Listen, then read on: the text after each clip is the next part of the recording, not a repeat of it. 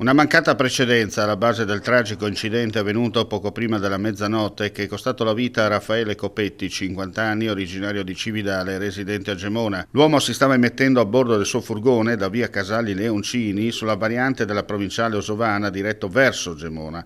Effettuata la svolta a sinistra è venuto il violento scontro al centro dell'incrocio contro un'auto condotta da un giovane di 23 anni che stava procedendo in direzione Gemona.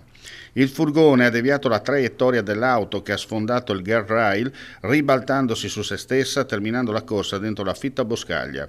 Coppetti praticamente è morto sul colpo per le ferite e traumi riportati, mentre il giovane è stato estratto dai vigili del fuoco dalla carcassa della propria auto, preso in consegna dai sanitari del 118 e trasferito in volo in codice rosso all'ospedale di Udine, dove si trova ricoverato in gravi condizioni.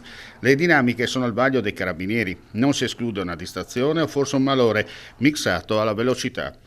Non è la prima volta che su questa lingua di asfalto accadono incidenti anche dall'esito mortale per la sua caratteristica di strada rettilinea, bretella di collegamento veloce tra la Osovana, la zona industriale di Rivoli e il vicino casello dell'autostrada 23, soprattutto di notte per la mancata copertura dell'illuminazione pubblica utile nei punti critici.